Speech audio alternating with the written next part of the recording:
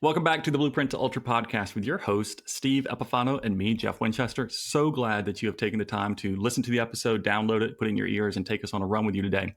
Listen, we know that running ultras is hard. And so the goal of the show is to help you put the pieces of the ultra running puzzle together. On the show, we interview a variety of guests that come with all different types of experiences and skill sets with the intent of helping you personally put together your own blueprint for running ultras.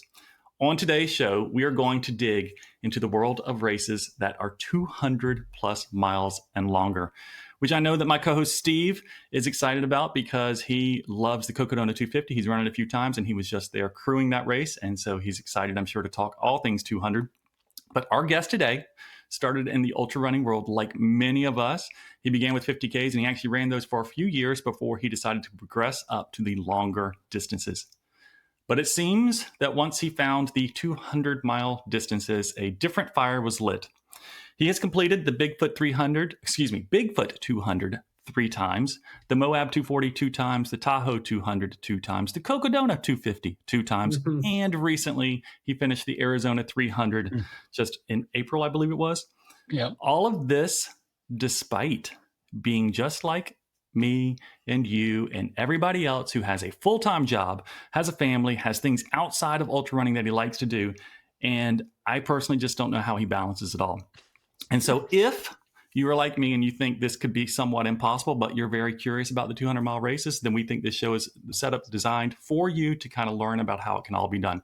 So with all that, please welcome to the show our new friend, Mr. Dave Stinchfield. Dave, welcome to the show. Thanks for having me. I'm excited. Absolutely. Excited to have you. Yeah, Dave, you have an impressive resume. So we are excited to talk all things 200s, to really dig into that a lot. But before we do, we actually have some other things about you that we learned in our trolling of you, if you will, and our research of you. And so before we get into those other areas as well, tell us a little bit about yourself. Like, how did you get into ultra running in the first place? You know, I was in the Navy. I'm a dentist, so I was stationed in the Navy as a dentist in Japan. And when I moved back to the States in 2005, I bought a practice and I only had enough patients to work about 2 days a week. So I had all this other time. I did have 4 small children, so I had that commitment too. I said, well, you know what? I wonder what it would be like to run a marathon. So I said, this year I'm going to run a marathon. So I set up a training plan on those, I don't know, those ones you could just get online, the super easy ones, Hal Higdon.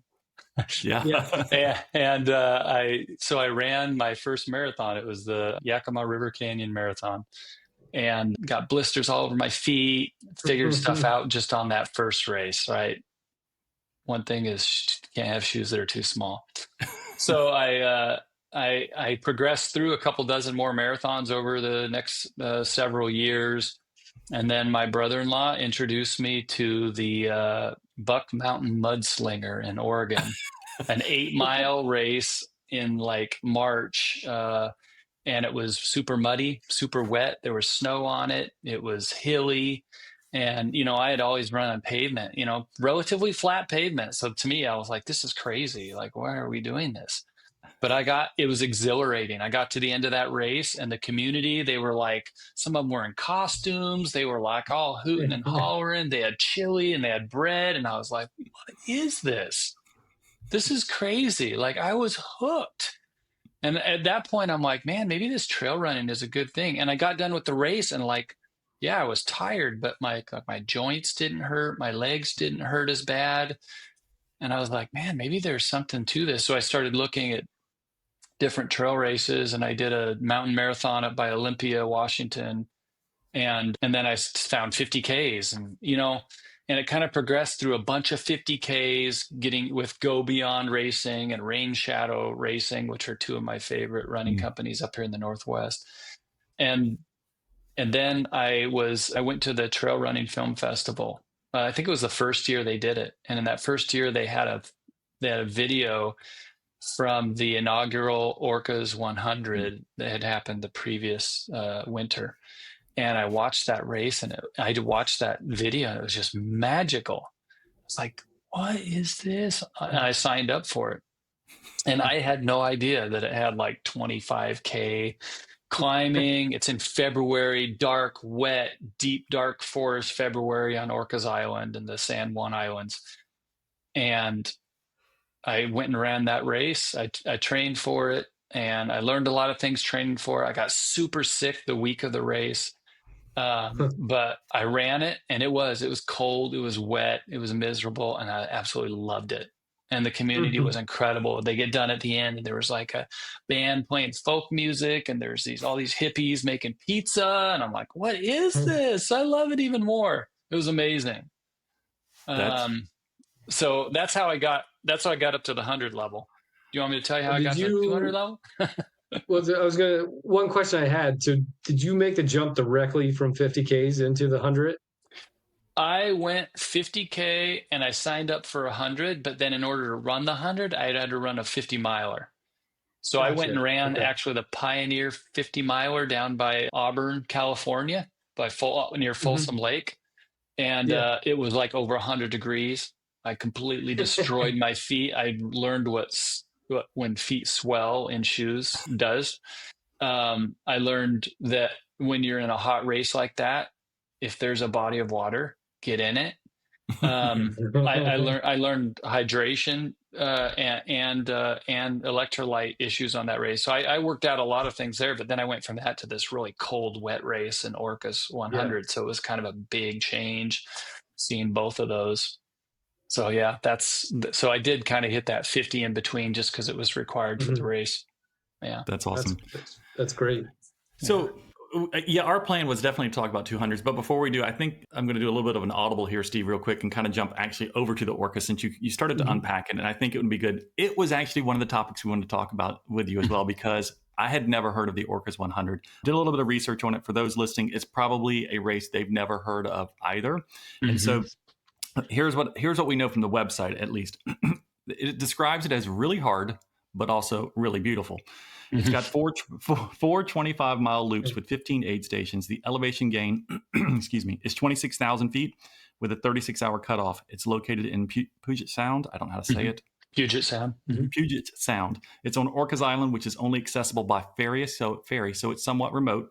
You have ran it 4 times. This first year in 2017, you ran it in 31 hours and 48 minutes. And then in February 2025, you also ran it, which is more recently, we are assuming was a training run, but we'll get to that later, in 33 hours. And then you had 2 DNFs in the middle of it, which we won't get into those too much because nobody wants to talk about their DNFs all the time, right? You learn a lot from DNFs. You do. Sure. But that's the website description, right? Yeah. So how would you describe it? Like, why should Steve, who lives on the West Coast, why should he move his body up north and go run this race? Well, part of it is simply because it's special to me because it was my first 100. So I've found that when I hit the first distances of it, or the first race of that distance, that tends to be like something real special for me. Bigfoot 200 was that for the 200s. Orcas 100 was that for the 100 mile distance. I didn't realize I was stepping into such a difficult race because there is this factor. I really don't enjoy loop races, especially where you're looping back. I mean, if it's one big loop, that's great. But if you're looping back and you're crossing that warm, comfortable cabin with a raging fire and a warm cabin, and then you're heading right back out into the dark rain and you're heading back up a mountain, that's a little bit more challenging mentally. So I like that course because it's if you want to have some mental training, that's like brilliant mental training race, because it's very dark. In February, the day is very short and the forest is very thick. So if it says sunset at 5 when you're in that forest, it's actually more like 4, right? Wow. So it's very dark and it's very windy, and you get a big temperature change when you go up to the top of Mount Constitution versus down by the lake. So you have to be ready for all those things. But it's like the quintessential Pacific Northwest course. I mean, old growth forests that are protected, waterfalls, these lakes up in the mountains. I mean, just absolutely gorgeous. And there's a climb on it called the Power Line, which is notorious for breaking people. And it is straight up. In fact, one of the years I ran it, so it's notorious for having very big windstorms. So there have been times where the race has been delayed or canceled because of wind. And 1 year it was delayed 12 hours. So if you guys have run 100-milers, so you've got a race, typically you're going to start at 8 a.m., right? Okay, well, this race gets delayed 12 hours because of a big windstorm. So instead, you're starting at 8 p.m. Okay, so what does that mean? That means that you're going to wake up that morning and you're not going to be able to sleep all day because you're just jazzed for this race. And then 8 p.m. rolls around and it's already dark, and then gun goes off, right? You go up the hill and you start climbing up immediately on this race. Well, so what you're going to end up having is you're going to end up having dark night, little bit of day, dark night, instead of day, night, day. So that race was, majority of it was nighttime. And then because they had to switch the aid stations and close the aid stations, instead of going up that power line section 4 times, because it's 4 loops, James, in his brilliancy, he just, this is what race directors do to you. They say, oh, you still want to run the race? Okay, we'll alter the course. So instead of going up the power line 4 times, we went up the power line 8 times. So it was like seriously mental challenge there. Anyways, that race is amazing. If you ever get the opportunity to do it, it's a small race, usually like 100 to 150 people at most. And it's a very intimate fun. And then the cool thing is the next day, the race finishes on Saturday. The next day on Sunday, if you go to do it, stick around for the award ceremony, because they have this award ceremony, and Matt Cecil, the photographer, makes like this movie from the race the previous day, and everybody sits there and has a beer and watches and has pizza, and it's just an incredible event. That's really cool, because I don't think a lot of us don't really close the story very well. Like on our races, like we'll go do a race and then we're in our cars and somebody's probably taking us home because we can barely walk or whatever that looks like. And we are beginning to recover from that and look forward to the next race or the next big event. To do that though, and to close that story like that, that's a really nice touch that he's doing. It is. It's really, and that's why I always go back and I still go back and do his 50Ks and I swore I'd never do Orca's 100 again, but who knows? I've said that many times, but that's why I keep going back to do his race, because he's not looking at creating this big multi-race like corporation. It's like homegrown. Like he's got a handful of races up here in the Pacific Northwest in Washington, and he's not buying a mansion from it. He just does it because he absolutely loves it. And you can tell that. You can tell that when you go to his events. So yeah, I love when you find a race like that you can tell that the race director really enjoys what they're doing, and it's about the race and not about anything else. Absolutely. And yeah. And you touched on a theme too that's been like a theme throughout a lot of our podcasts, is just the community that surrounds races like this, in the ultra community and the trail running community as well, that just keeps people coming back more and more. And that's one of the reasons I love it, is just you just be yourself. Like you said, you wear costumes, whatever, just be who you want to be out there, and that's the best. Absolutely. Yeah, I've met some of my best friends out there. From a training perspective, like when you approach your first 100 in 2017, right? This first time you did the Orcas 100, and now you went back in February and did it again. And I called it a training run because we know you do you did the Arizona 300 just a couple months after that. Let me rephrase that. How has your training changed from that first 100 to this last one? I've become better at being consistent. I have been training, Mike McKnight, he trains, and I've been training. He's been my trainer for the last couple of years, and 2 or 3 years. And he's kind of helped me implement a strength training, mobility, stretching, rolling on a consistent basis. And that's been incredible for me, because in the beginning, I was like miles. Like I got a stack of 15, 25, 35 on the weekend, three weeks before the race. I was doing that kind of stuff. Granted, I'm now at a point where I've been doing this for a decade, and my body has a really good base mileage in it. And it's rare that it's very rare, and it's usually post big race that I go a week without running. It just doesn't happen. So my body stays in movement. Back then, in the beginning, I would do a race and then I would kind of go on sabbatical for 2 months, and then I had to build those base miles back up again. So for me, it's kind of become more of kind of a way of life now. So I don't do those big tons of miles. I try and I vary it a lot more now, up and down and up and down, so that I keep my body guessing. Because I feel like if you get into this monotonous kind of boop, boop, boop, boop, boop, boop, boop, it just wears your body down. You have to kind of keep your body guessing. And I think that's partially what took me from road running, this monotonous pavement pounding, to trail racing, where it's a more dynamic movement, which is much better for your body and your mind. And that shift for me was kind of life changing as far as health, mental health, physical health, and everything. So, and you said sabbatical. Was that more of a, like, because you needed a physical sabbatical, or was it more of like you needed a mental sabbatical because did you have those post-race blues that came on? no, it was mostly physical. It was physical. It was like, okay, I just trained for that. Now I can rest for a couple months. And I found that up and down was more wearing on my body than being consistent. Yeah.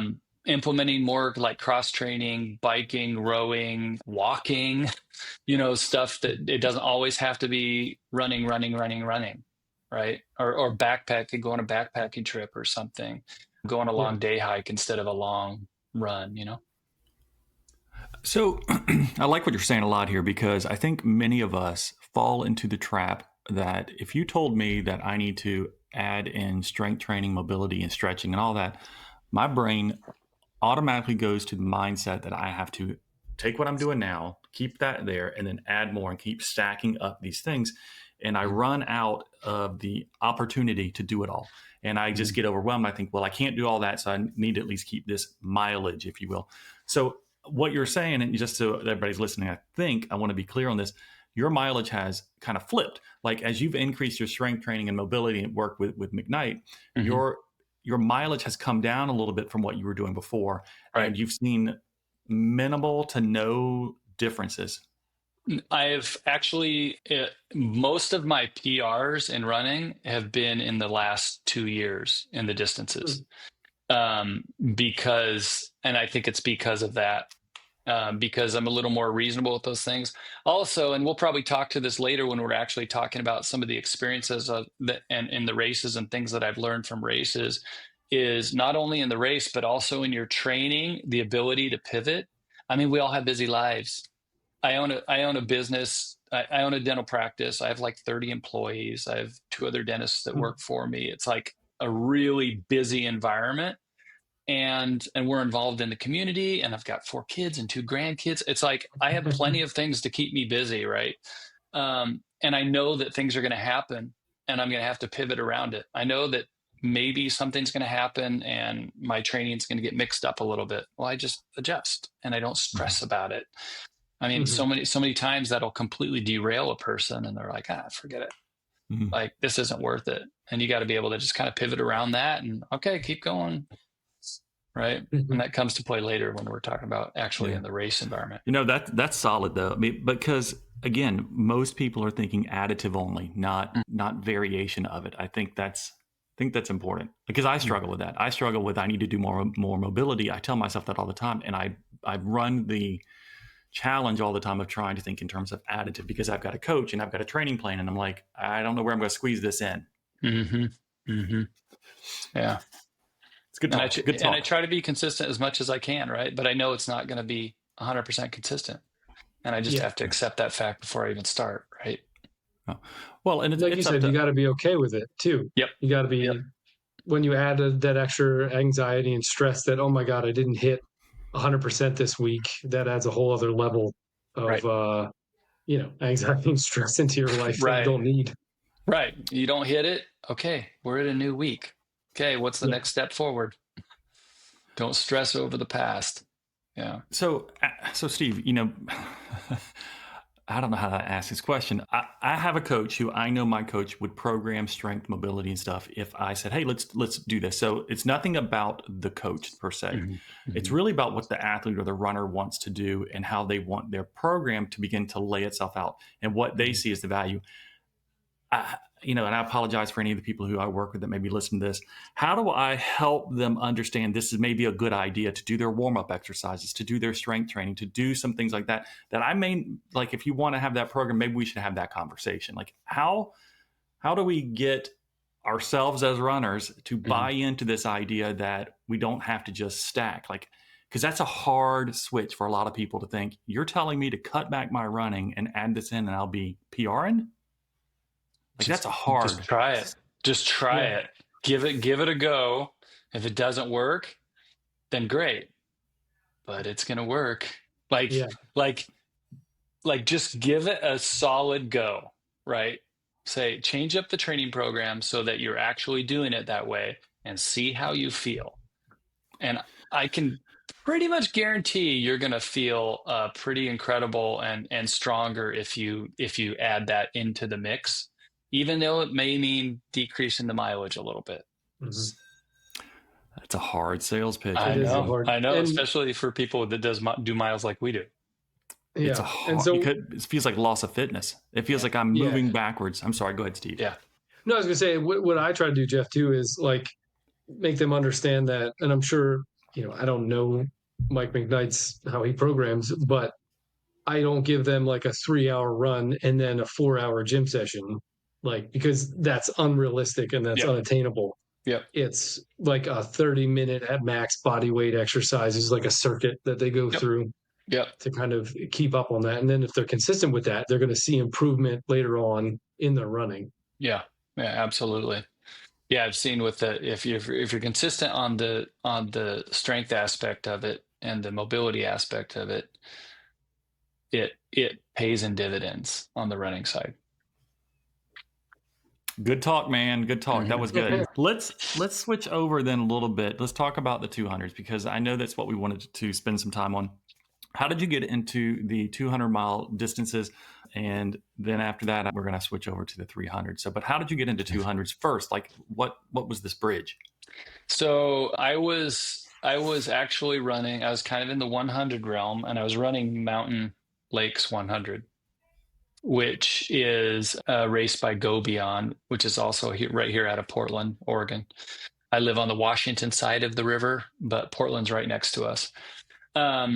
And the Mountain Lakes 100, most of it's a majority of it is on the PCT. It's a beautiful course. That's where I met Wes Plate, was on that course. And I was running this race, and we're running through this just absolutely gorgeous area, and there's two women running up ahead of me. And I heard them talking back and forth, and they were talking about this Bigfoot race. And I'm like, what are they talking about? And I can just barely catch the words. So I kind of start speeding up a little bit, and I get up there and I'm like, tell me about this race. What are you talking about? What is this Bigfoot 200? Come to find out, it's right in my backyard. And I'm like, what? I didn't even know this existed. Like this 200 distance. I was just intrigued by it. And at that point, I kind of did my research, and I looked at the race course. I can't remember how many years. I ran it for the first time in 2019. So I think maybe it had a couple years. I can't remember what year they started that race, but it only been run a few years before that, I believe. But I look back at kind of, okay, how long do these races take? How do you do this? Like, I'm running 100, and I can't imagine getting to the end of 100 and then say, oh, do that again. Right. Go do it again. And I was looking at the elevation gain on it and all that stuff. And I was like, this is crazy. So anyways, I was really intrigued by it. And so I signed up for it. And that's how I initially got into it. And in my mind, and this was the same thing with the 100-milers in my mind. And it was the same thing with the marathon. My first marathon is, I just want to do this distance once just to see what it feels like. Right. So I signed up for Bigfoot, and I went and ran that race, and man, that was, again, a very special race to me, because it's that race. The cool thing about it, I guess similar to Orcas, is it's so remote and you're so out there by yourself. I love Cocodona. has a completely different feel to it. You're going through these populated areas. You see people like Bigfoot. You leave Marble Mountain Snow Park on the south side of Mount St. Helens, and you pretty much do not have reception for 200 miles. Wow. Right. So it also makes it an incredibly difficult race to crew. And my wife, Adina, she's been my sole crew for all my 200s and hundreds. She crews me by herself. She prefers to do it that way. I'm like, why don't you get somebody to help you? She's like, no, I like to do it myself. I'm like, right. You get like less sleep than I do. What's going on here? So she crews me for that race, and that's a very difficult race to crew because there's no reception. Yeah. And so when you're thinking about looking at a tracker for where your runner is, like if you don't have reception, you can't check that, right? Unless you drive the 2 hours of logging roads back to reception, check it, and then drive back out, which she used to do the first couple times I did it. Now I have a Starlink on top of my van so she can check it out there, and she doesn't have to make a 4-hour potentially dangerous drive on these old logging roads into town and back. I just love the remoteness of it. I love that you don't see any civilization until you finish the race. Like you don't get that taste until you finish this race. So get out there and finish it. And then it has such a varying like topography. It's just amazing. And that you go, you're around Mount Hood on this beautiful green forest, and then you pop out into like Mars, where the north side of Mount St. Helens blew out, and it's just like no man's land. And then in the middle of all that, you come across this bubbling cold water spring that doesn't have to be filtered. That's just like manna from heaven or something. You come up there and there's just cold, ice cold water bubbling out of the ground in the middle of this moonscape. And then you head back into the Mount Margaret Wilderness, up into the mountains, and Klickitat, and just with incredible views of Mount Hood, Mount Rainier, Mount Adams, Mount Hood. It's a pretty special race. But yeah, that was my first, and it was interesting. If you've ever seen any of my videos that I've posted, the tough thing about that race is there's a video that has me. You have to go on my Vimeo sometime. On Vimeo, I have my wife made like race videos of all my races, not most of them. We're kind of behind on a couple of them, but there's my Bigfoot 200, my initial Bigfoot 200. There's a section in there where I'm talking at probably about mile 26, 27, where I'm going across the moonscape. And at that point, I'm talking about the fact that I already have major chafing issues. Like major. That's early Yes. days. Yes. So again, this is my first 200. This is where I'm starting to learn about skin breakdown very quickly, right? And I finally get to the 46-mile cold water aid station, and I pull in there and I go to my wife and I'm like, we got a problem. Like I'm bleeding down there. Like this is a problem. I'm bleeding. And this is mile 46, right? Not to mention we pull in there, the sun drops, and all of a sudden the heavens open and rain. This thunderstorm, we don't get thunderstorms here. And this thunderstorm comes in and just a deluge of rain. And this next section is 18 miles over the highest point of the course. And I'm sitting here bleeding. So she did this incredible taping job that I'll spare how she did it, but it held the rest of the race. And she taped me up, and I headed out into the rain, and I went up over Mount Margaret and came down. And, I left at about 10 p.m. I came down the other side as the sun was coming up. I spent all night up there. And, there was thunder and lightning like all around us. It like wasn't above us. It was like all around us. That's incredible. It was incredible. It was such a crazy, like mind altering experience that night. But then once I pulled out of that, and then Wes picked me up and he crewed me paced me for the next section. And, but that race, like for your first 200, I got tested on a lot of things back to back. And still, I came out of that race and I'm like, oh man, I want to do this again. After you already said that you wanted to do it once. Right. Oh my gosh. After he pulled the tape off. Yeah. Right. Like, God, have Oh, mercy. you want to? I don't want that something at I all. learned. Something I learned. No, it's not about that. Talking about tape. This is something I've learned over the years. So, the best tape that sticks to your feet is Leukotape. KT tape's all right, but it doesn't stick like Leukotape. But the problem is Leukotape really sticks. Like, it doesn't come off. If it comes off and it has raw skin under it, the skin's coming with it, right? The secret for that, and I've talked to a lot of people that didn't know this, and I figured it out after a few years, is baby oil. You soak the tape in baby oil, and then you take the edge, you let it sit there and soak in baby oil, it breaks down the adhesive, then you pull up the edge with a Q-tip with baby oil, and it just peels right off, and your skin is left untouched. Like, that's the secret to getting that KT tape off, or that Leukotape off. That's a pro tip there. And a lot of people don't know that, because I remember on that Bigfoot race, we were sitting at the finish line around the track in Randall, and people were pulling the tape off, and they just rip it off. And like, okay, there goes a toenail, there goes skin. Like, your healing just increased in a magnitude of 5. Like, you just made a problem. Yeah, I mean, that's one of the reasons I don't like to tape my feet. Like, I don't tape my feet because I only do hundreds. I don't do 200. So in 100, I don't think you should have to tape your feet. But some people you shouldn't. You shouldn't. But I see a lot of people do tape their feet, and I'm like, I don't want to do that because I've had blisters on my feet sometimes, and I don't want to rip all that off. So I had never heard about the baby oil tip. I think that's a fantastic tip.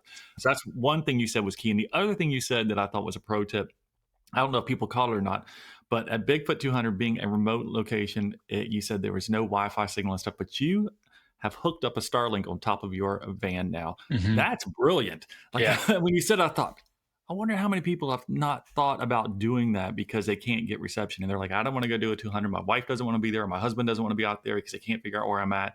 That solves that riddle. It's like I need to put that on top of my van now. It's a game changer, and they're so accessible now. You know, they're so easy to get. Yeah, that's a great tool to have. That's fantastic. My son would like it when I go camping too, so that's another bonus. I know, exactly. Well, one of the things, Dave, that again you have done all these 200s. However, you're also one of the rare beast, if you will, that has done this Arizona 300. We want to spend some time talking about that. And we're going to come back to the 200s as well, because we have a couple of questions on the 200s. But we want to definitely give ourselves enough time to unpack this new race that came out. Now, Destination Trail are the race directors are the ones who've done the Bigfoot 200, the Tahoe. They've done the Moab 240, and so they've had the Triple Crown. They were the 200 race directors for a long time.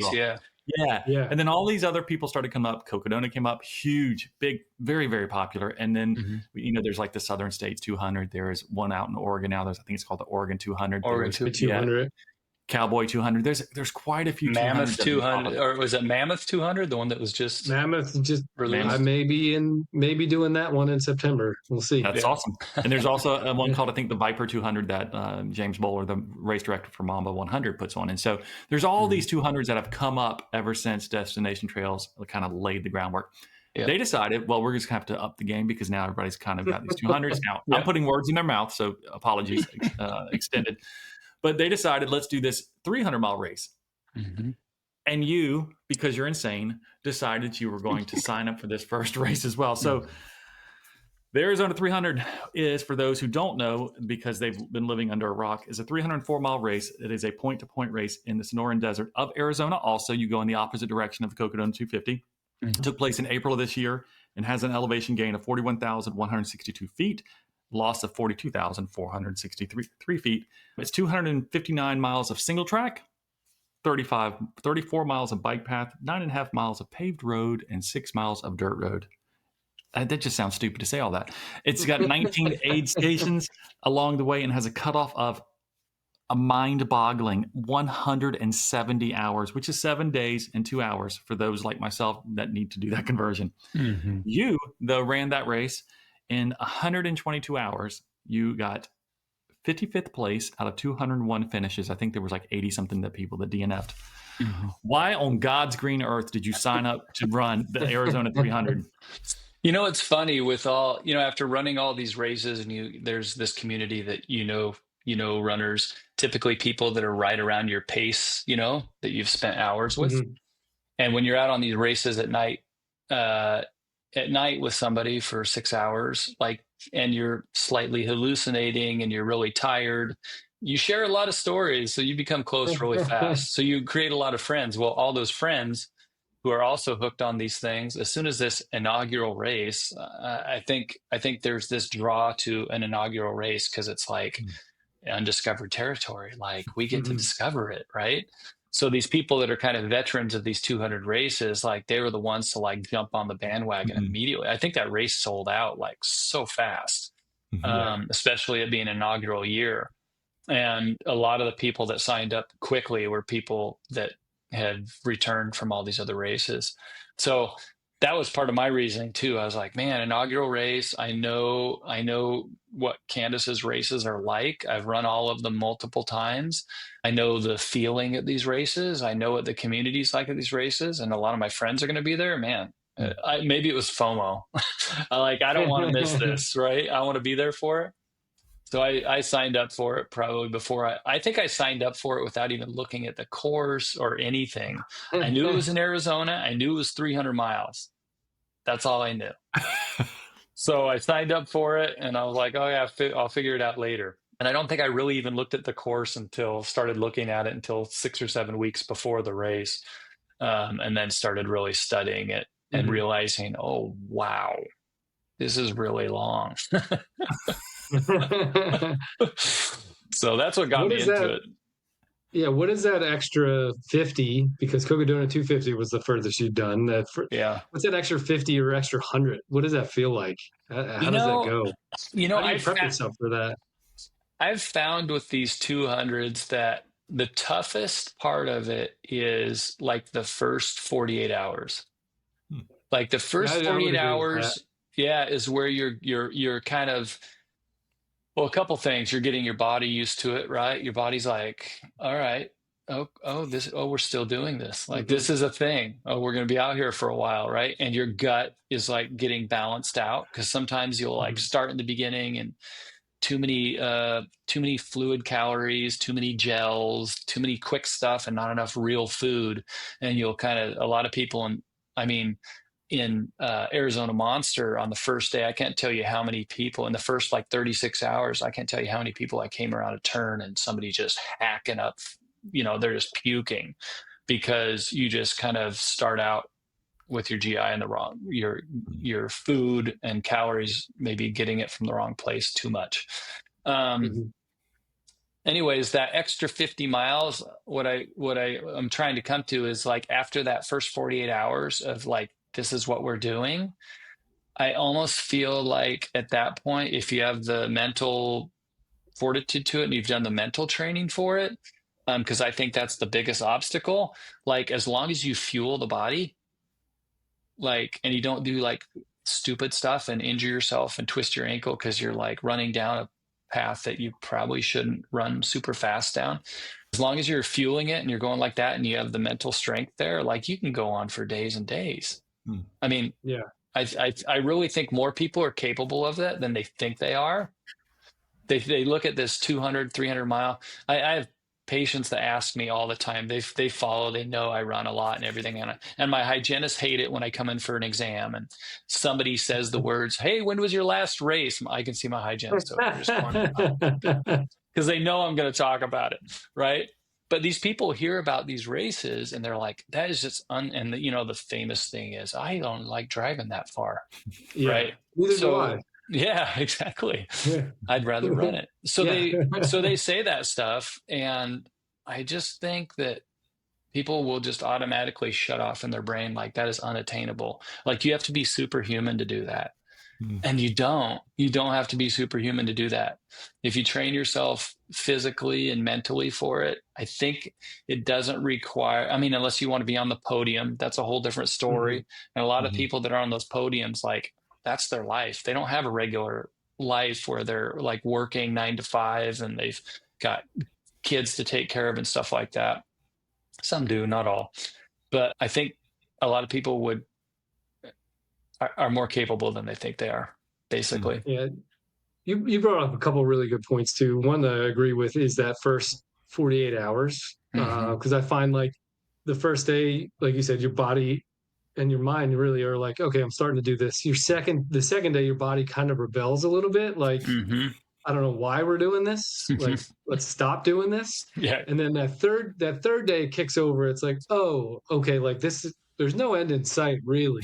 Right. So Right. like it just kind of accepts it. So if you have patience and you're doing, like you said, fueling and everything like that, then you're going to get through it. And most Yeah. of the people who show up to those 200 plus mile races are physically fit enough to do it. Another thing I want to agree with you too is like the mental aspect of it. Because it is so long, I find like a lot of people, they don't have the patience for that to kick over, Hmm. or they're just in a mental grind with themselves like this is going to be forever, and then that's usually what takes them out. Hmm. Hmm. Yeah, it's interesting with one thing that people always ask me all the time too is, do you listen to music on these races? Because they think, oh man, this is so many hours. Like, what do you do? Yeah. Do you listen to music? Do you listen to podcasts?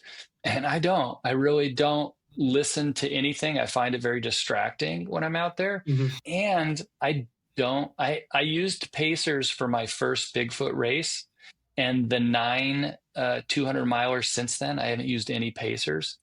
Hmm. There's a couple reasons I do that. One is there's several reasons. One is I find that distracting. I know that some people like it to take their mind off of the race. I like to have my Hmm. mind in the race. Or in the adventure, I should say.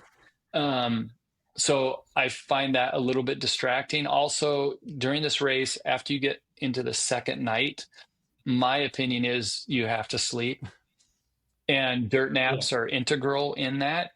And when I want to take a dirt nap, I just want to be able to drop and take a dirt nap. I don't want to have to worry about somebody around me.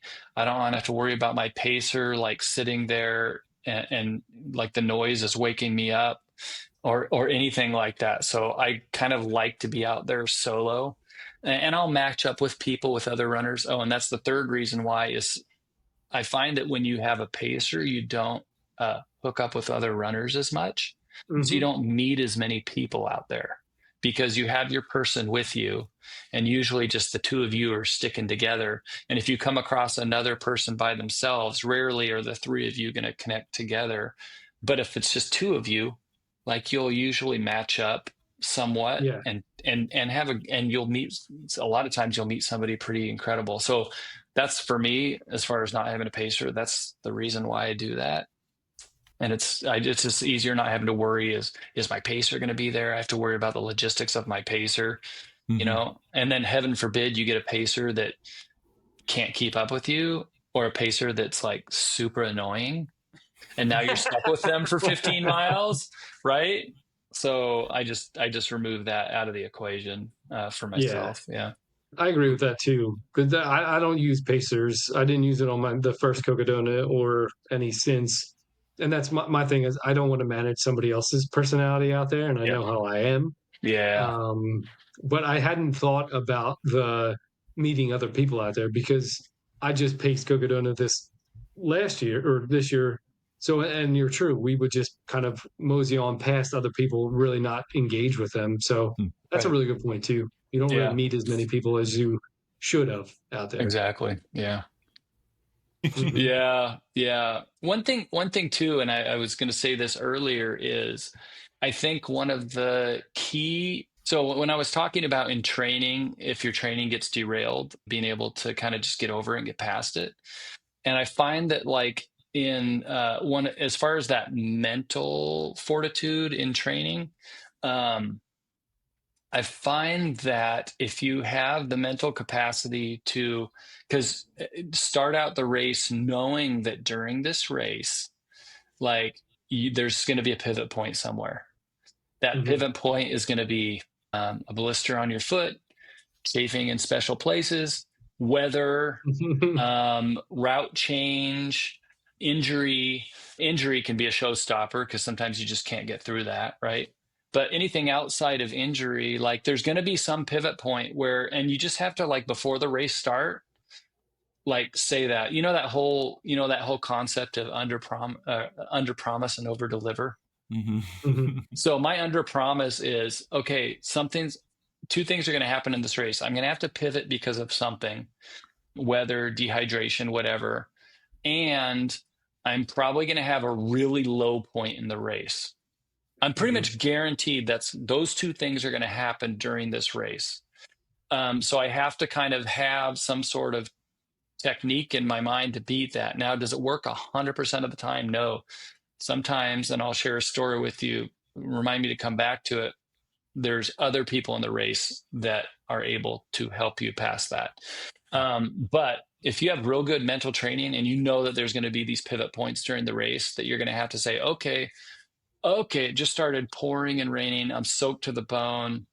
How am I going to get through this next 12 hours overnight? Like, what am I going to do to get past this? Where some people just shut down, like they hit that pivot point and it wasn't like the perfect plan that they had planned. Mhm. And they're just like, well, nah, that wasn't what I thought this race was going to be. I'm out.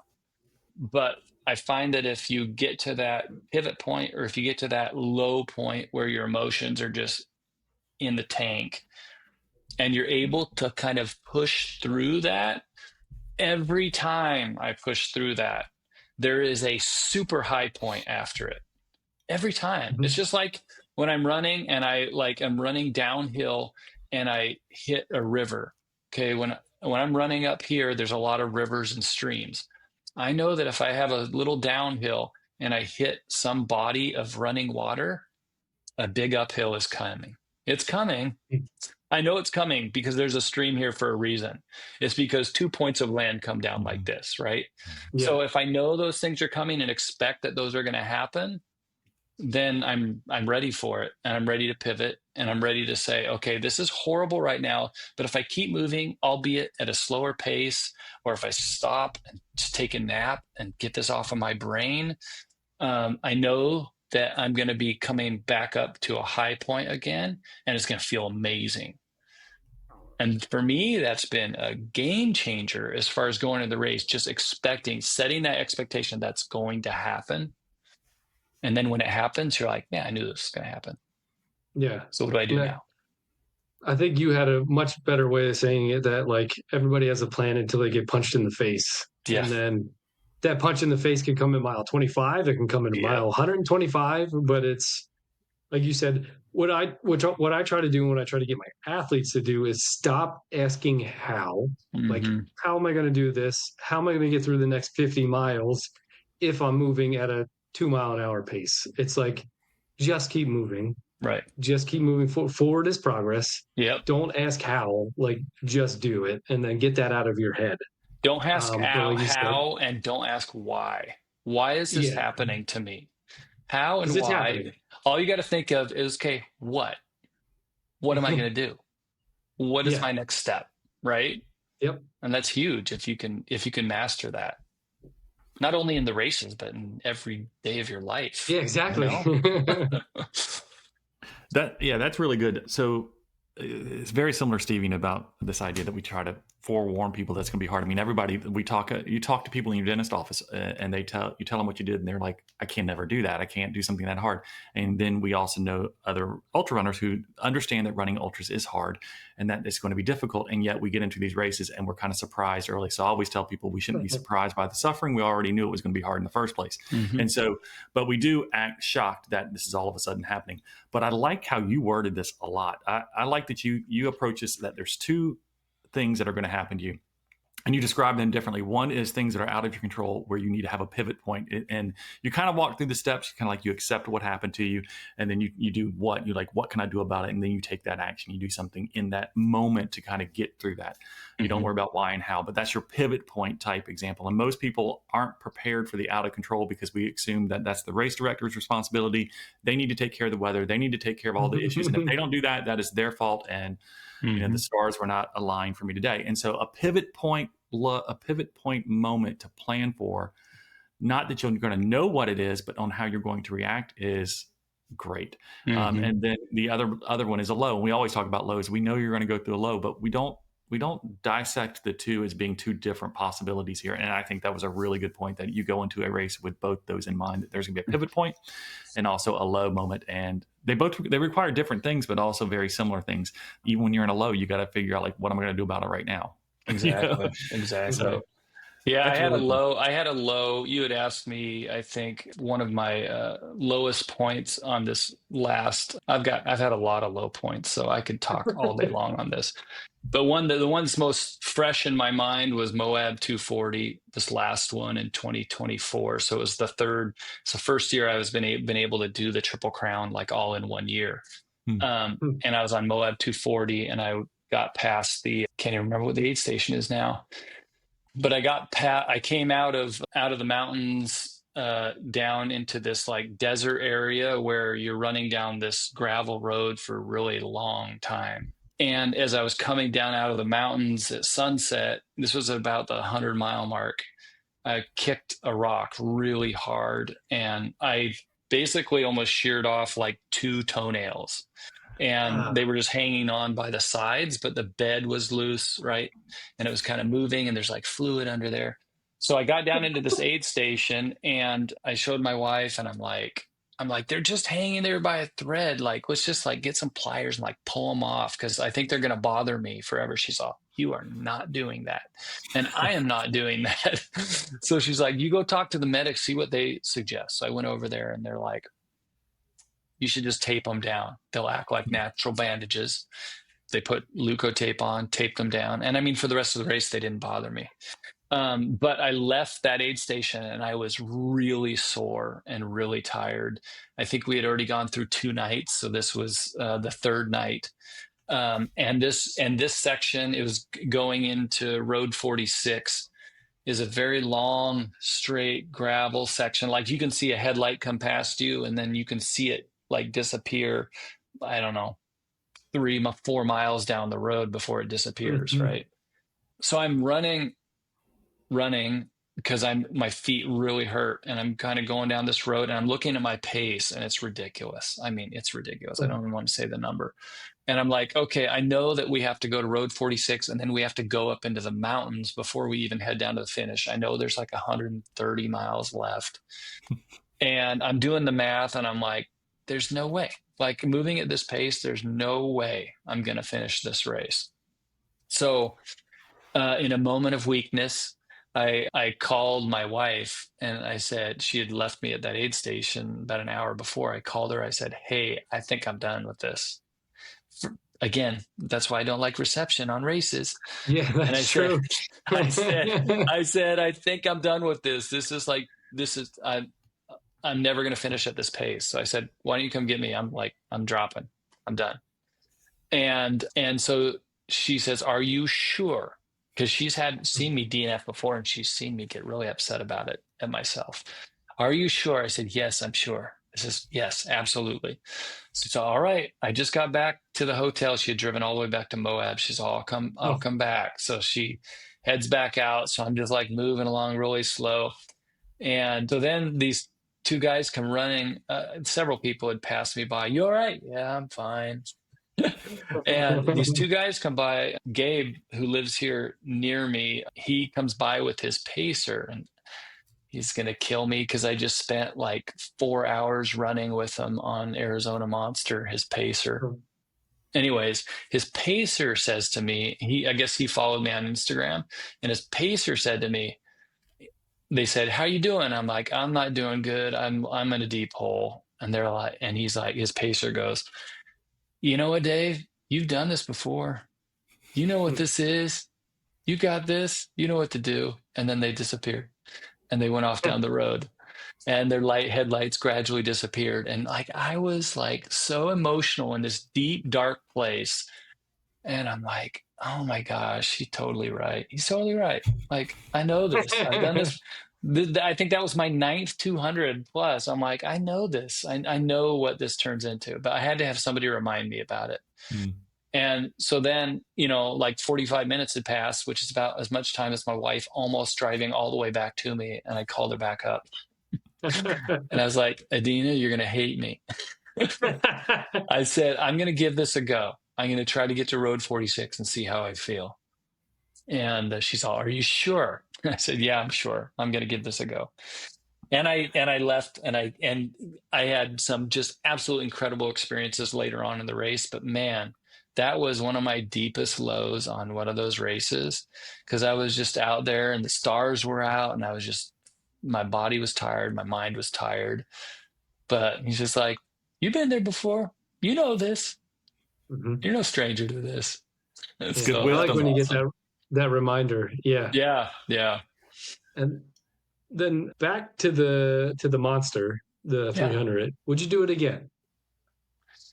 Boy, 'Cause you're one that looks like you go back and do races over and I over. And it was the do. first time you ever did a 300. I Mhm. do. And that's true. And I've said to myself since the race, I will not go back and do that one again. But I have said that about every single 200 I've done. Yeah. And I think every 100 I've done, because it was long and it was tough. It's a tough race, and there is a beauty to it. Coming from the Pacific Northwest, the desert beauty does get me a little bit, but not like it does Mhm. up here. Like, I always come back Yeah. home and I'm like, "Oh my gosh, why do I go run anywhere else? Like, it is so beautiful here." Um, and some people don't like the green tunnels. They want the open cactus desert and everything. So would I run it again? Right now, I'm thinking probably not. Mhm. And really, every year I'm like, am I too old to be still Mm. running these? I mean, Nah. how long am I going to keep doing this? But I don't There's a see couple any end guys in sight. in their 70s in 2024 that I ran know. Cocodona. So I I told know. my wife, I was like, we have 30 more years of this. She was like, "Oh, great. Cool. That's great." That's what my wife says too. Yeah. And I know there was with that, and so I talked to a couple of people at Cocodona that had ran it, to those who were running Cocodona and those who were crewing Mm. that had just run Monster. Mhm. Some people have said there's like you could believe about 85% of what you read out there or anything like that. Did anything stand out to you You mean with this some of first the one? issues with the race? Yeah, yeah. I was asked, Aaron Shimmons on Trail Talk. He's a good friend of mine that I met at Bigfoot. Mhm. And he asked me about that. He's all, "Yeah, there was all this stuff about aid stations and questions about it." Like, Mm. I didn't like sense any of that out there. Like, when I got done with the race and people were saying that, I'm like, "God, were you running a different race?" Like, it must Wow. have been like, what was a subset or a certain time or a certain time frame where maybe something broke down, which again, Hmm. like, that's a It's long a ass 300-mile Yeah, race. yeah, race. yeah. Like, 7 Yeah. days. the logistics of running a race like that, like, especially an inaugural year, like, you've got to expect that something's going to go wrong. It's like I was just saying about the races. There's going to be some sort of pivot. There's going to be a Mhm. low point. Something's going to happen with that race. The thing that I like about it is, just a few days ago, I filled out this huge survey where Destination Trails sent out this survey and said, "What did you experience? What did you see? What did you see Mhm. wrong? What can we do better?"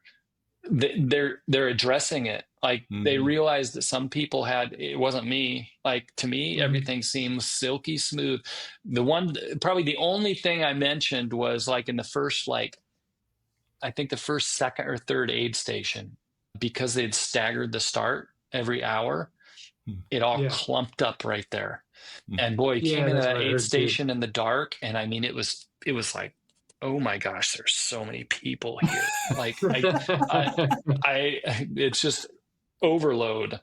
That was about the only thing, but I think it was just because of that stag. They had to flip the race at the last, just I think weeks Mhm. before the race, they had to flip the direction. I mean, I can't imagine what that does to your logistical planning of stuff, right? Right. Mm. Flipping the whole direction of the race, seriously. So I didn't experience that when I was out there. All the aid Mhm. station volunteers were great. There was one aid station I came through that was kind of sparsely manned, but the three people that were there were doing a fantastic job. And at that point, it was so late in the race, like, you only have like 4 or 5 runners in there at a time.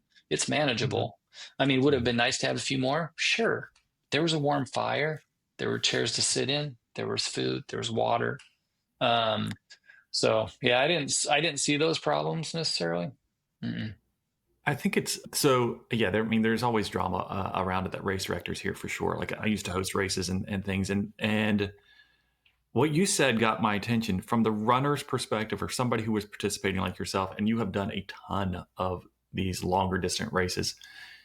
You didn't notice anything that set your race apart too difficult, like too different. It wasn't that there was nothing so drastic that got your attention. Mm-hmm. That's actually a win for a runner experience. Like you want your runners to experience none of that. Now your volunteers are going to experience stuff because they're in a static situation and they're doing something completely different. Like they're serving and they're sacrificing. And so they're going to respond differently to different stimulus that are going on than you would. And I don't know what all the feedback is because I don't hear all these things from everybody, but I read enough stuff. But from a runner's perspective, for you to have that type of experience, I think speaks well for you on how you approach these types of races too and everything too. And again, the fact that they're trying to ask like how people perceived and stuff, if they're responding to the feedback, I think that's great. Like that's what you want everybody to do. Like you want to get better at your craft. And so I think I am glad to hear that nothing derailed you. Like that's the goal for a race. Like as a race director, I want to know that the runner had a good experience. Yeah. And I worry about the logistics and all my other people later on. Like, oh God, what did I do wrong? And like, did I do something wrong with those people? I need to fix that. But with my runners, I want to make sure they did. And so I think that's great to hear. Really I mean, I look at it like, okay, the first time I did a root canal, it probably wasn't the best experience for the patient. But you were only working 2 days a week in the beginning. That's right. It probably wasn't. Since then, I got feedback and I figured out how to, it's something that you just got to expect on the first time. But yeah, really, I didn't pick up on it. I applaud you to be the first on the roller coaster because, I mean, I didn't do the inaugural Cocodona 250 and they had some issues and I sure as hell wasn't going to do the monsters for the first year. So, because there's inevitably going to be issues, especially when you're running in a totally different state and stuff like that. So, right. You want to know a funny inaugural story? I ran this 100K. It was called the Secret Beach 100K. It's called something else now, but it used to be Rain Shadow James Varner that does Orca's 100. He had this race called Secret Beach. It's in Southern Oregon down by Gold Beach. And it was on the coast and it went down and back. And it was 100K and it was 5,000 feet elevation gain and loss, 100K. So I run down to the southernmost point and I look at my watch and I'm like, hot damn, I have gone 5,000 up and 5,000 down. And I'm at the halfway point. Like, what the heck is going on? Go back and it's 10,000 up, 10,000 down. And we got back to the start and James was like, sorry guys, I miscalculated. I forgot to double it for going both directions. That's fantastic. That's what inaugural races can do sometimes. For sure. Absolutely. So, I have another question I want to ask you. I know we're quickly running out of time here with you. And so I mentioned at the very beginning about you're just like everybody else. You have a full-time job. You have got you got 4 kids, you got 2 grandkids. You've got a lot going on even outside of just running and things. And so for those that are interested in training for a 200, again, we said earlier about this whole additive, they stack, they feel like they do more and more miles. They've got to add all these other types of things. And, Steve and I, as we were prepping for this episode, we did a little bit of research on you. We looked at your Strava and, we found this to be quite fascinating. So, because people think that you're going to have had a lot of miles on your feet. So I'm going to just tell them so they're aware. Yeah. So according to Strava, you have run 897 miles as of May 14th, which was yesterday. If we subtract 300 for the Arizona Monster and we subtract 100 for the Orcas 100, then that is less than 500 miles this year of training through May. And you've already done those races.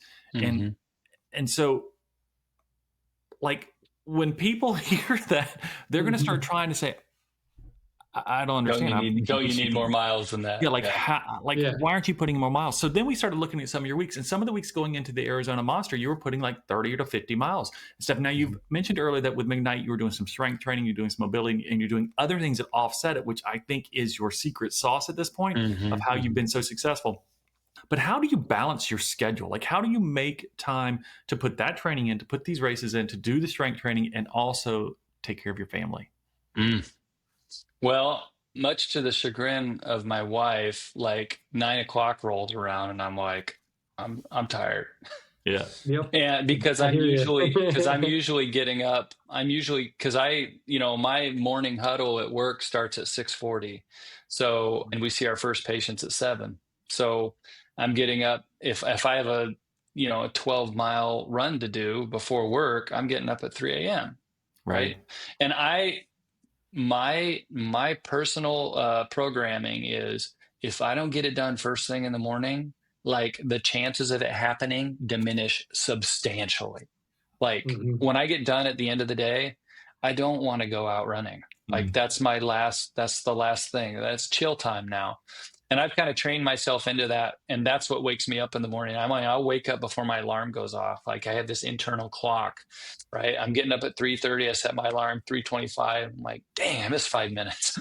Right. I'll wake up because I know, okay, this is what we got to do. So that's my secret sauce. I get it done early because I know myself, and I know if I don't get it done early, it's going to be substantially more difficult later in the day once the day gets moving. Yeah. But you just normalized yourself to everybody else who's out there trying to run a 50K. And they're like, I don't want to run when I get off work today. I'm just tired. And they're looking at people like yourself who've done the Triple Crown. You've done all these 200s to 300. You've done multiple hundreds even. Like you've done plenty of races, and yet you're just like them. And they have the same struggles, and you have the same struggles. And it's like we just have to prioritize our morning and also make sure we identify a time that doesn't impact as many people. Right. And sometimes that's 3 a.m. Yep. Yeah. And sometimes sometimes, on the weekend, you're going out on the river with your family, but you have to do a 15-mile run. Well, guess who's going to bed a little bit early the night before and getting up really early and running? Like that's right. You just make it work. That's the way it works. Yep. So 10 p.m. is my bedtime. Yeah. Pretty much constantly. And my wife's the same way. Like, hey, I'm not getting up to run. Like, I thought we were going to party. You're like, no, we're going to go take a nap probably today. Like, about that time. Yeah. That's funny. I mean, so for me, that's kind of what we wanted to talk to you because we know you've done these distances. You've done like just some incredible stuff. You're like the everyman though, in the way I kind of perceive you and how you carry yourself and everything. And I think that's what makes you so relatable to everyone. Steve, did you have anything else you wanted to hit in specifically or not? No, I think that was good. Yeah. So at the end of our episodes, Dave, I don't know if you know, we do this segment we call Coach's Corner. And at that point, we invite listeners to send in questions either through Instagram or through email or what have you, just reaching out either to our Blueprint social media account or to Steve and I, or they could be one of our athletes that also ask us a question. Or in this case, the person who submitted our question was actually Brooklyn, who helps us put this whole thing together in the first place. So she actually has a question. She runs ultras as well. And the beauty of this question ties in so much with what you said earlier about your love of numbers. And so the reason it just made me laugh. And so let me read you the question. And so Steve and I are going to answer it, and then we're going to invite you to answer as well. But Brooklyn's question was, how do you keep from counting miles or time in a race? For example, the next aid station is 10 miles away. It'll take me X number of hours to get there, which leads me to think, I really don't want to leave this aid station that I'm in right now. Maybe I'm done. Yeah. So how do you keep from counting the miles or time in a race? Steve, do you want to go first? So, yeah, sure. I'll go first. I'm kind of like Dave. Like, I have an engineering background. I'm constantly doing trail math, and that's what my wife Katie is my crew chief too, and she's the only one that crews me. She does it solo, so kudos to your wife too. Yeah. I do the same, and like she's like, even throughout the race, you are still calculating and still on point with where you're going to be at the paces and everything, even if you're tired. I'm like, that's just because I'm constantly running it through my brain. And what I would tell Brooklyn is like, if she's going through that and calculating it too, like what's the problem with it? Like, why does it, if it's going to take you 4 hours to run 10 miles, so what? If Right. that's what it's going to be, just keep Yep. up your pace and you're going to be fine with it. Just keep doing the math that way. Yep. Or if you don't want to do it, then there's always music or podcast or something like that. So Yeah. you can listen to us drone on and on again. There you go. Be distracted with our voices, Brooklyn. Yeah. To me, the question is rooted in fear, and it's rooted in. And Brooklyn knows I love her to death. I actually paced her at a race. And so it is rooted in this idea that I think a lot of runners have. And when we look at our watch and we see that we're going 12 minutes, 15 minutes, 20 minutes, whatever that number is, that number, when we start thinking this way, is slower than we thought we should be going at that particular moment. And the problem we have is that we believe there's no way on God's green earth we're going to move any faster than we currently are at this moment in our lowest of lows, and we're never going to get faster. It's kind of like when you gave the story of the Bigfoot, and the runners came by, and you're like, you've been here before, like you can do this, and yet we have told ourselves we're checked out. Like the time is only going to get worse. And so for me, I encourage runners to not believe that they're always going to stay there. As Steve said, you keep moving forward and allow yourself to get out of it.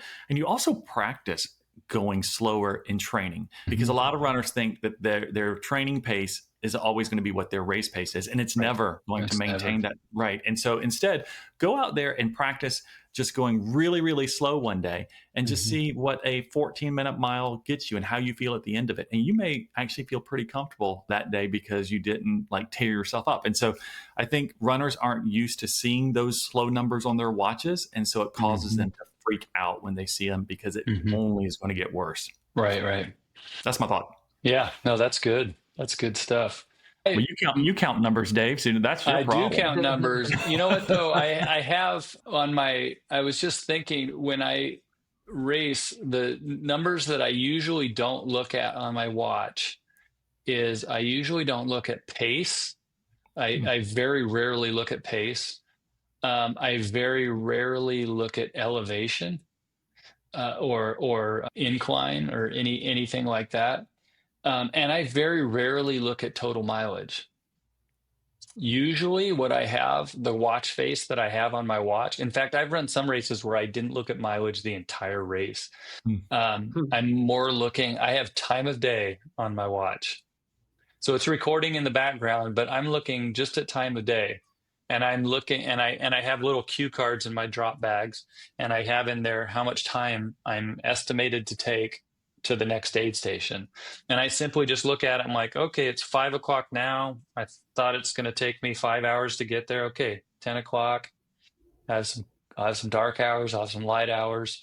And I just go based upon the time of the section. So that being said, I also know what mileage each section is, and I know about what the pace is, but I don't like dive deep into the numbers. And I really focus, I really do this pretty well on my races, as I really just focus on the next aid station. That's why I don't like to look at the total mileage, because I don't like to look at it and say, God, I got 200 miles left when I'm at the 100-mile mark, right? You don't want to see that. You can't do that. Yeah. So I just want to look at my little cue card and, okay, I have 13 miles to the next aid station. I've slated that that's going to take me 4.5 hours. So, okay, that's my cue. So I very rarely look at pace. I very rarely look at mileage. That's a personal thing. Some people really like to see that, and they like to see that progress. I find that it puts me in a bad place. Yeah, for sure. Yeah.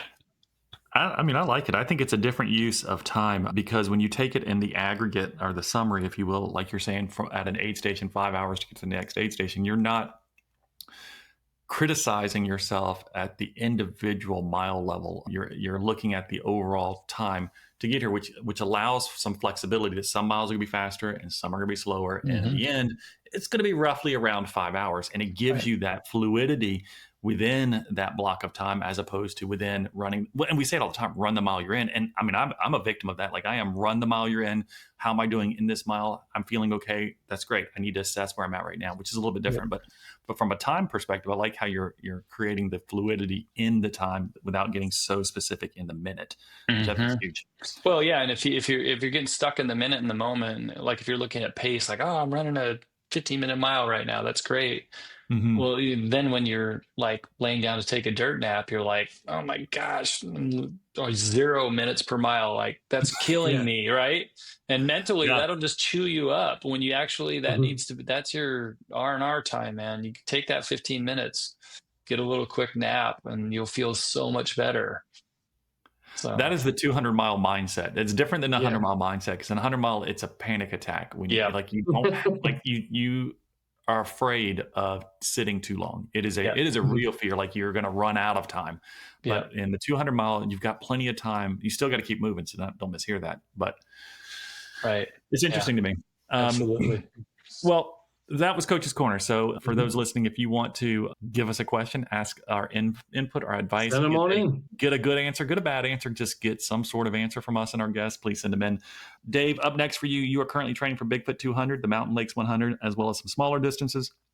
And you are looking to go back to the Cocodona 250 in 2026 and possibly returning to redeem yourself at Dragon's Back in Wales as well, which you have got a huge slate ahead of you. So we are excited to kind of see where that goes. Hopefully see you there at Cocodona next year. I was like, Steve's from the Dragon's Back. Okay. No, not there. No. One more year at Cocodona. I'll get my 1,000-mile buckle. There you go. So, Dave, for those who have learned a ton from you, I hope and I believe they will, if they've stuck around and listened to the whole episode. I think there was just a lot of good information. I hope there was something good in there. There was plenty, man. It was fantastic. What is the best way for people to keep up with you? Through Instagram? Yeah, Instagram, Dr. Stinch on Instagram. That's where I'm at. So if you want to watch any of my goofy videos, Vimeo, just David Stinchfield. They're funny. Some of them are good to watch, but my wife does a good job putting those together. That's awesome. Yeah, you'll have to send me the link to that in an email, and I can add it to the bottom of our show notes. Yeah, for sure. We'd love to kind of link that over for you. But thank you so much, Dave, for taking the time to hang out with us. We really appreciate it. I believe you are one of the few experts out there in the 200s. And so there was so much more about you that we would love to have talked about. We know that you did your own Orcas 200 yourself, or not Orcas 200, you did your own Puget Sound 200 with Wes. Back in 2023, we did a little He has a great video for that, too, on his YouTube channel. Well, it's crazy that you would do your own self DIY race. So that's an impressive thing. But you're like one of the experts, and you're one of the old guard at the 200. And so we just appreciate you taking the time to kind of teach us, to help us learn some of those small tricks and tips that have made you really successful. And congrats to your wife, Adina, for sticking with you for so long through many miles. She has made you the ultra runner that you are. You have kind of alluded to that in your own way without realizing it, but we are grateful for her giving up the evening. So thank you so much for hanging out with us tonight, being a part of the show. For those who are listening, please, if you like the show, we invite you to subscribe, like. If you didn't like the show, you can subscribe and like anyway. That'd just be kind. And so we don't mind either way. But send us a comment, send us a rating. We'd love to hear from you. And we look forward to talking to you all again soon. So we'll see you later. I just have one more quick question. Go ahead. Yeah. I love that. Just one more. And then Dave, Jeff has been saying that the 200s intrigue him, but they also scare him. Terrified. And my question is, do you think it's because his beard is too short? It is, man. It could use a little length there. But I don't want it to look any more Santa. I think he would be fine with it. You may find something there. I think it's almost a requirement. Yeah, y'all's look all so nice and groomed. Mine's like it's just gray scruff, and it's kind of like whatever. But anyway, we're gonna cut this section out because Jeff's not gonna do 100. No, that's not true. My goal is to get into Western States, then pursue the 200 path at some point. But that's kind of where we are. But yeah. Steve, thank you for ruining my evening and making me think about it again. I appreciate that. But we will see all of you that are listening sometime soon, and we'll talk again later. All right, you guys. Bye. Thank you. Thanks, guys. Yeah.